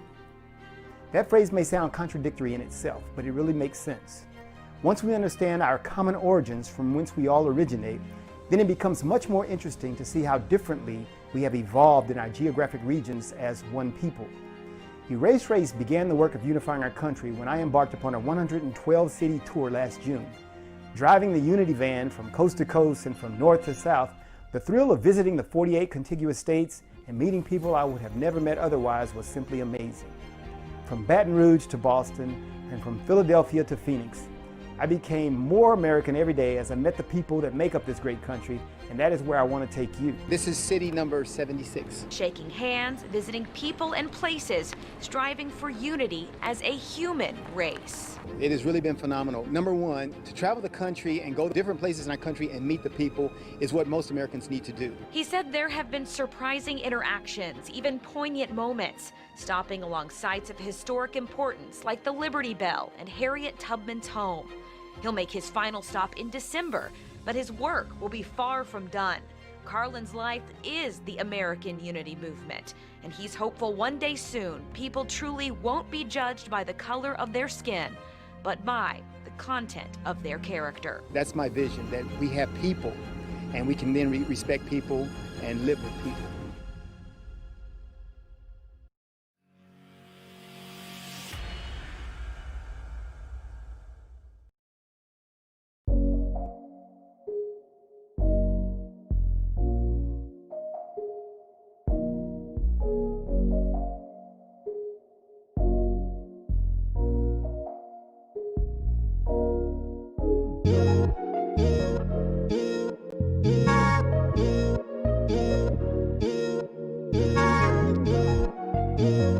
Hey guys, it's your girl Matchmaker Hotline. It's Wow Wednesdays here on the Matchmaker Hotline. And we've had a lot of good knowledge today, huh? Yeah. We've been talking a lot about trying to help you guys on the self-love journey to really live in your best life. So let's talk now in the last part of the show. We want to talk about major signs of super toxic people, because if you don't recognize it, then you won't really ever change your life into something better. The first sign of someone who's majorly toxic is that they are always better than you at anything. You ever notice that? Like, it, especially I notice this with moms. It's like, well, my kid did this and my kid did that. Well, my kid made the honor system and my kid, you know what I mean? Or, oh, I got these new shoes. Oh, I got some Louis Vuittons. Oh, well, I got, you know what I mean? And it's like everything that you say, they're better than you at anything. Like, everything is a competition. What do you think, Eric? I'm capable of competition in sports, but usually I don't. Yeah. But I believe that people that get vested in being better on those levels have some deeply pitted wounds that come from childhood. Yeah. And I'm not saying that's bad or they're bad or they're not. It's just that's where I believe where that usually comes from. Yes. And I think it's better to, if I want to talk about my kid, I'm like, okay, well, this is what my kid's doing, and I'm grateful, Dad, and I'm gonna, just leave it at that. Or okay, I'm gonna brag about my kid for 20 seconds. And some people can't help themselves, Yeah. though. It's like you say something good about your kid, and they just like can't help but make it a competition. I just think, Yeah, I'm not so much into the competition. yeah, I don't like that either. My kid's always better. I'm just kidding. Would you say there is no competition? Your kid's always number one. That's right. We'll squash that right now. But but no, but it's true. I think at that point, that's where you have to recognize that that's just their ego talking, and you can engage in that, or if you want to. But honestly, is that going to get you anywhere down the line toward your goals or living your best life? If you're literally standing here wasting 15 minutes of your precious life comparing whose kid is better or who drives a better car, who lives in a better neighborhood, really, who cares? Again, you can't take any of that stuff with you. Right. So I think it's just somebody who is definitely always better than you. You might want to look at that and kind of beware, because that they're always trying to compete with you. And hey, and be aware. It can be family members, it can be loved ones, it can be sometimes the people closest to you. And I think that's been part of the hardest part of the journey, is realizing how many people really are trying to get a seat up close so they can see you fail. You know what I mean? Yeah, Like, it's amazing how many people take pleasure in other people's. yeah, that's why I think even if I reality don't shows are like so big. somebody, I hate to see. I think that's why reality shows are so popular, because it's nothing but a big train wreck. People, and they were talking about that with Tamar Braxton right now, and going through some of the stuff, and she had even came out, was basically saying that you gotta be careful when you do these shows, because you give them permission to kind of script it and write it and make you look however they want. So You know, everything that glitters isn't gold. You got to be super careful when you're signing on to these kind of major network shows, what you're actually signing up for. And if you're so anxious to be better than other people, because it's not about you hitting a goal, if it's about looking good or looking important in front of other people, you can get really trapped up in that kind of stuff. Big time. Got to be super careful Yeah, with that. if you're trying to look better or sound better, and I'm not saying there's anything bad about it, but that's about the ego. If you're wanting to do better for the universe, that's from the heart. And I'm not judging either as better or worse than each other, because I truly believe if you take all of the people that clean up a stadium after a game, you remove the position of cleanup. That sport will no longer be able to do sports because it's trashed. Yeah. The people cleaning the stadium, the people selling the tickets, answering the phones, they're all just as important as the people that are making a lot of money and hitting balls over the fences, and dropping them in hoops and kicking them over goals and running around with them. Yep. You know, really, I believe everybody's position is equal on some level. I agree. And the whole concept, the team isn't just the people on the field. The team are the coaches, the people selling the food, the T-shirts, the souvenirs, people in the skybox doing the announcements, the people promoting the game. All of those are part of the team. And if you remove one facet of that team, it can collapse. Yeah, I agree. And I don't think any one position is more important than the other. They're just different, and some get a lot more hype and credit for what they do, and some may be looked down upon. But that's ego too.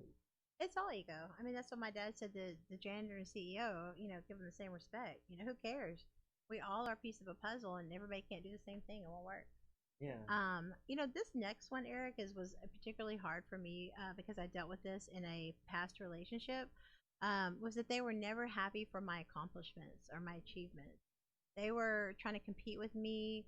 I would notice that, like, if I would post something or share a victory, they literally didn't like it because they didn't like it, you know. And I think that was really hard for me because it's one thing if it's like haters or, you know, haters are confused fans to me, but but it's somebody that you are in love with or a personal relationship, that can be the hardest because that's one of the things people have always kind of, the question is, should people that are in, like, let's say the entertainment business, should they be with somebody in entertainment or should they be with somebody who's not? The catch-22 is somebody who's not definitely don't understand that part, and it looks it looks very sexually oriented, and it looks like it can be tempting, and it looks like there's a lot of danger to being with somebody in entertainment because of all that lifestyle. But the other side of that is somebody in the lifestyle, if let's say that you're both comedians, and or even you're comedians that are friends, and I had one female comedian tell me, she's like, we're friends going after the same job. And so when you look at it like that, but at the end of the day, it doesn't mean you can't be happy for other people's achievements. If you have an abundance mentality and realize that there is enough for everybody out here, God made us all unique. We all have our different gifts to give. You're not going to be threatened by anyone because you understand that they have a purpose just like you do. And once you take it to even a deeper spiritual level and realize we're all connected, we're all God having His human experience, that we look different, come from different walks of life, but that should be nothing that divides us. That should be something to learn about. I want to throw something out there that for many of the couples that I've done work with, when one person is rising in or their hobby or something of interest, and they're literally rising, and the other one starts picking at it and tearing it apart. Yeah. When you do a 3 or 10 or 20-hour session with them, you find most of the time, more times than not, is the one that gets upset about it is afraid they're going to level up and not want them. Exactly. Or level up and look down upon them. And so it's it's almost a call of the wild. They're fighting to keep their spouse by trying to hold them down. That's interesting because that's ego, not love. Lady Gaga, even in one of her interviews, she was talking about how her ex basically didn't believe in her and laughed at her, and told her you ain't gonna be nothing. And she's like, you know what? Someday you will hear me on every cafe in America. You know what I mean? And it's Lady Gaga, so you know how that works. But that's been the thing. It's like I could see that, and my ex even told the guy that introduced us. He's like, Amber don't need me. What does she need me for? She's on this right path, and this is what Wendy Williams did to blow up, working with the radio stations and doing all this stuff. And it's like now that's part of the case. It's like, I mean, I've been doing TV and radio for 8 years. Like, who cares? I'm still the same person. But that's why you got to get to know the person so you can be happy for their achievements. Because if you don't have that friendship in your relationship, my ex could have simply got through that by knowing what motivates me to be in entertainment. It was a necessity. When I first started, I had no money for PR, marketing, or advertisement. So I had to start doing comedy. You know what I mean? Yeah. But my real passion is to cure the divorce rate. Yeah. So why would you fight against that? You should want me to get more platforms so that I can get the message out there about that. But he is more of that ego-based person who he does it for the fame, the fortune, and the women. You know what I mean? Right. So of course we judge others how we see ourselves. So he's looking at me like she must be doing it for the same thing. No, if you really stopped and got to know me, you would know I'm the same person I've been from the beginning. Nothing's changed other than I just really work harder to try to get it out there at this point, But if they're never happy for your achievements, then, and I even had one guy tell me, he's like, if you would just quit being a matchmaker and comedian, and you would just go back to school and become a nurse, we could get married. I don't like blood, bro. Like, I'm not trying to do that. Like, I'm a matchmaker. Like, it's a gift. Like, right. You know what I mean? Just stop who you are and just go do something else because of that insecurity. He just didn't feel secure with that. Right. And I even told one guy that I was singing at my church. He's like, oh, well, you need to stay focused on doing things that are going to make you money. And I'm like, wow, thanks for your vote of confidence there. But when you're trying to be with somebody and they can't be happy for you, that will kill your relationship. Absolutely. Definitely. Yeah, it's unsupporting and it's not unconditional love. And I just want to say unconditional love doesn't mean you'll stand there and be a yeah. It means you love them unconditionally. And if they make you pick between loving them and loving yourself, that is a sign it is super toxic. You can't do that. Because the next one, if you always feel emotionally exhausted after you meet them, if it's a battle, it's an argument, it's a fight, it's something going on. If they're draining you, they're using you, they're like an energy vampire, they're sucking the life out of you and they're never giving back into you, they're toxic. Some people are so freaking miserable. Misery loves company. Misery loves to bitch and moan and nag and be negative. And if you get around somebody, guaranteed one thing, if people will talk about someone else to you, they will talk about you to someone else. So how people do one thing is usually how they do everything. So you want to be very cognizant that if you're feeling emotionally exhausted after you meet with somebody, that's your clue that they're toxic. You want to add anything for the break? Yeah, I think that with unconditional love, you truly want what's best for that person. Yeah. Even if it means you don't feel. I remember when you said that, Eric. You said unconditional love is when you literally, like, even if they're not with you, if they're not together, and you can still love them and want what's best for them, even if it doesn't mean you don't get what you want. Right. That was a big lesson for me. That was really huge. I mean, and I'm grateful for it. Yeah. Because it's a hard lesson to learn because, in a toxic family that we grew up in, it was like screw you and F you and forget you and, hate you. And, it was never unconditional. It was either do what I want with conditions or I don't love you. Yeah. And that when you've learned that the hard way and you've been hardwired to that, it definitely can be very hard to unwire that. But if you are always feeling emotionally exhausted when you're with somebody, they're super toxic. When we come back, we're going to talk about a few more tips that you might be dealing with toxic people in your life and give you some advice on how you can get that out of your life for good. We'll be back in about 2 minutes here on the Matchmaker Hotline on Edge Radio TV. See you in a minute.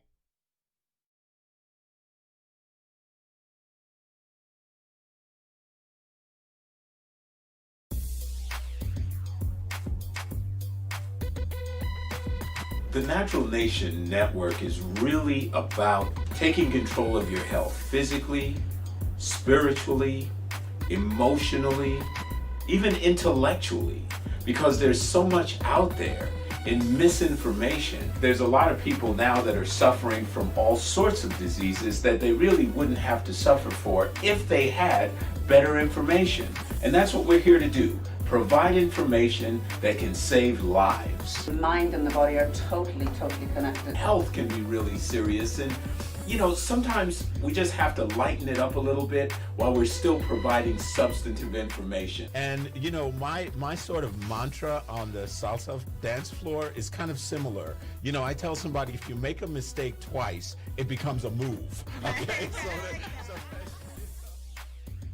Tune into Natural Nation every Tuesday at 11 a.m.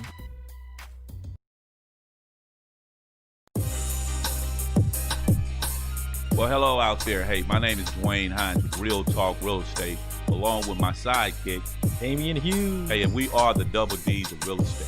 So look, if you're out there and you've been interested in owning a home, but you've been getting run around and you don't know how the process goes, hey, dial the number on the bottom of your screen.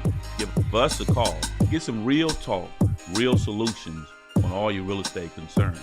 We are the double D's of real estate. Be sure to catch us every Wednesday on Edge Radio at 11:30 for Real Talk Real Estate. D. Hines, Damian Hughes, the double D's.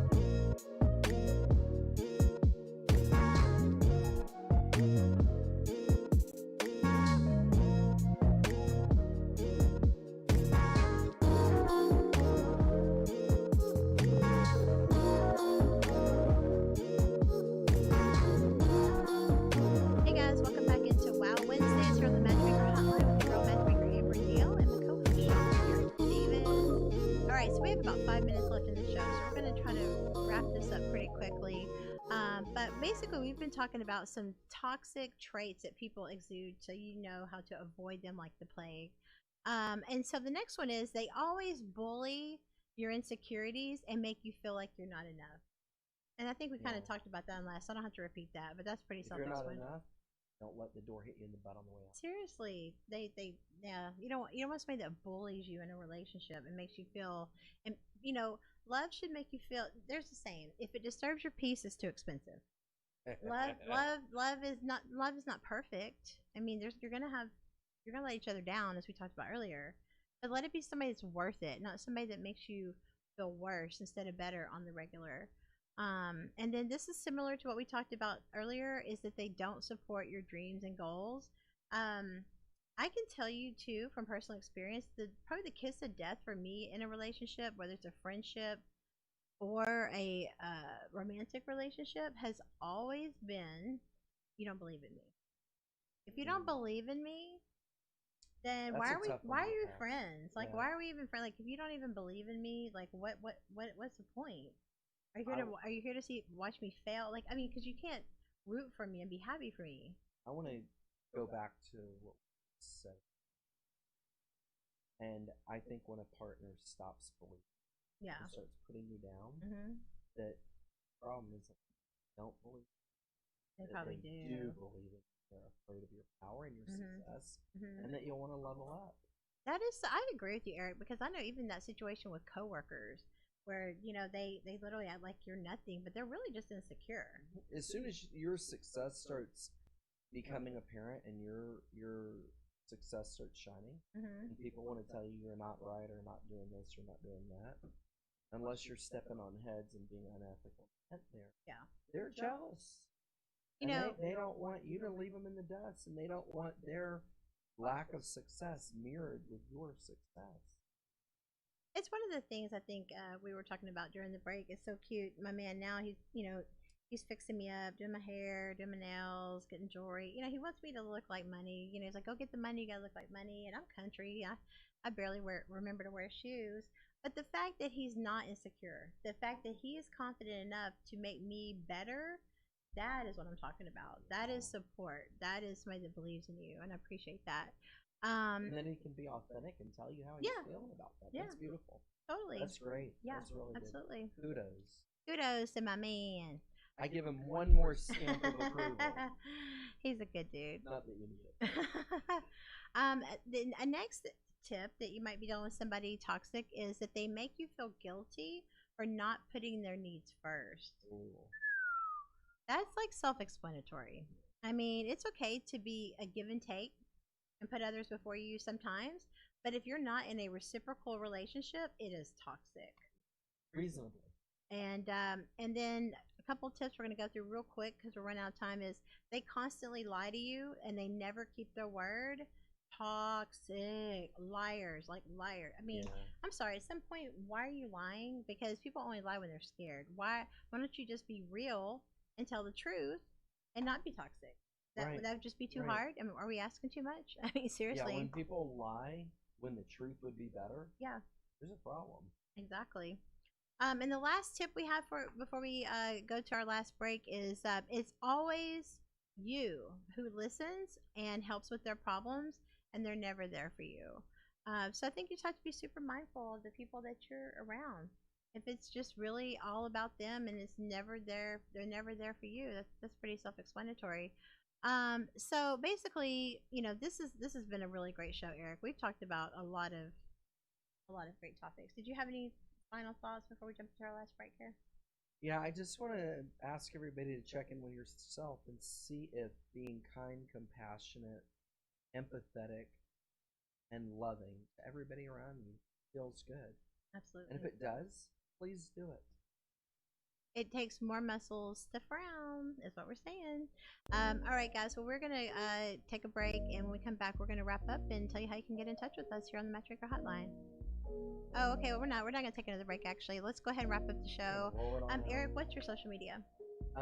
Facebook is ERIC space DADIS, Eric Davis, and there are a whole truckload of us. I mean, you would not believe how common that is. So anyway, look at the picture to see if it's me. Right now I'm on this. And then text message 713-397-7717.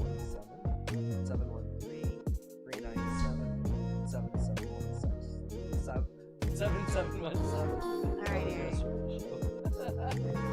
All right, guys. Well, we got to get out of here. You guys have been watching the Matchmaker Hotline. Tomorrow is dedicated to our singles. Right back here at noon here on Edge Radio TV. For more information about me, AmberNeal.com, you can also go to Maridate.com and find out more about Houston's first private social club launching this winter for couples only. And we'll see you back here on the Matchmaker Hotline on Edge Radio TV tomorrow at noon. Stay tuned.